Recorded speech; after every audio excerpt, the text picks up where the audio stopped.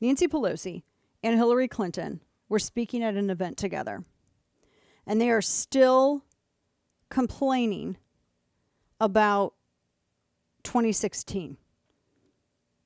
And this is audio soundbite 10. Listen to this, because Pelosi and Hillary were lavishing praise on one another. And then they started talking about how the 2016 election was stolen again. I'm not even kidding you. This was just like the other day. Listen.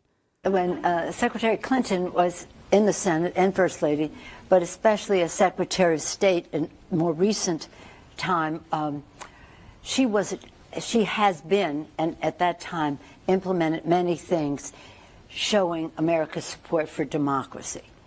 It was her clarity in position to the President Putin, President occupant leader of Russia, that made him turn around and ensure in a illegal way come out against her in her campaign.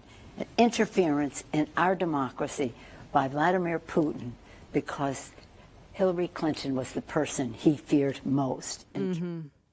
Hillary Clinton was the person he feared most. I remarked about this on Jesse Waters last night. I said that there's only two people I think that there's only two people I think that are actually scared of Hillary Clinton. One of them is Bill, and then the other is anybody whose name rhymes with Schmintz Boster. It's pretty much it.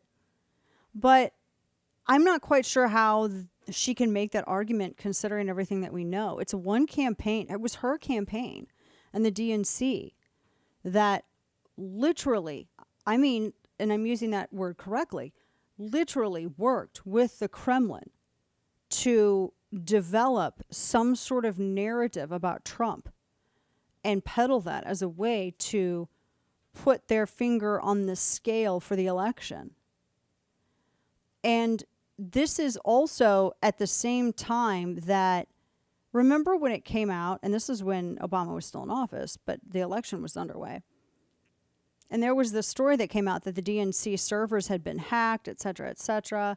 And Debbie Wasserman Schultz and others were saying, no, we don't need to have a forensic investigation. No one needs to examine this. It's totally fine. And there were questions that were being raised over whether or not, because it looked like it had been a Russian breach of their security there within the server. And Trump at the time had remarked, and this was like late summer, had said something to the effect of, well, this could be Russia, what if they're trying to meddle in elections? And Barack Obama on the campaign trail had said, he just needs to stop whining and just campaign. Yeah.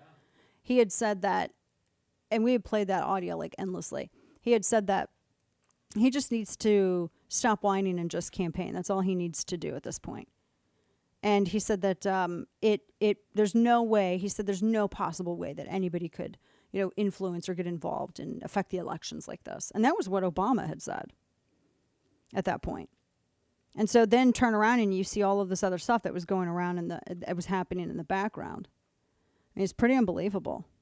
So to say that, she really was the one that I think, whether it was the easy facilitation of the Uranium One acquisition, whether it was, her involvement in Libya and elsewhere. I mean, there's no way that Russia preferred her or Russia was terrified of her, and therefore that justifies somehow that she was the better choice. That's just dumb.